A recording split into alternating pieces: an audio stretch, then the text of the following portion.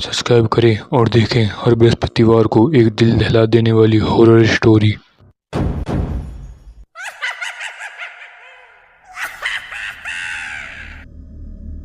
रात के करीबन 8 बज रहे थे। दिवाली की रात थी। पूरे गांव में रोशनी की जगमगाहट और पटाखों की आवाज़ें गूंज रही थी। पर गांव के किनारे पर बनी पुरानी हवेली में एक अजीब सा सन्नाटा पसरा हुआ था। कहते हैं उस हवेली में कोई नहीं जाता था, क्योंकि वहाँ कई साल पहले एक परिवार की रहस्यमयी मौत हो गई थी। कुछ लोग कहते हैं कि उस परिवार की आत्माएं अभी भी वहाँ पर भटकती हैं।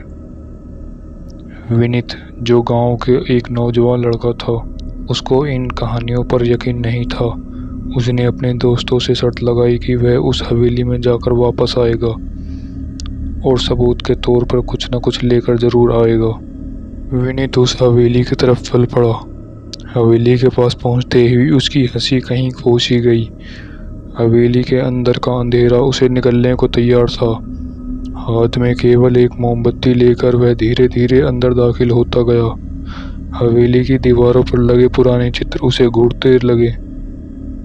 हवा का हल्का झोंका आया और मोमबत्ती की लौ डगमगा उठी। अचानक उसे किसी के चलने की आहट सुनाई दी। उसकी धड़कनें तेज हो गई, पर वह रुकना नहीं चाहता था। आगे बढ़ते हुए वह एक बड़े कमरे में पहुंचा, जहां चारों दीवारों पर पुराने दिए सजे हुए थे, जिनमें जानो कैसे अचानक से आग जल उठी। उसकी आंखों के सामने एक धुंधली आकृति दिखाई दी।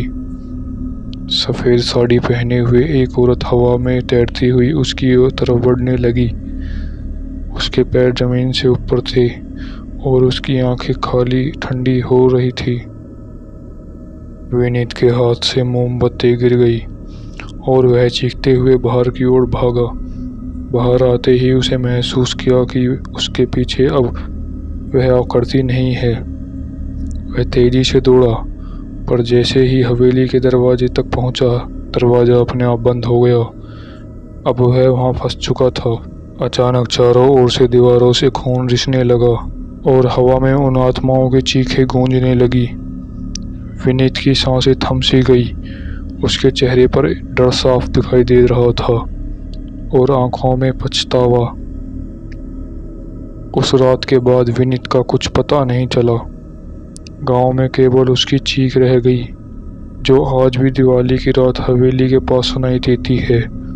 लोग कहते हैं कि विनीत अब भी वहां भटकता रहता है, उन आत्माओं के साथ जो कभी वहां मरी थी।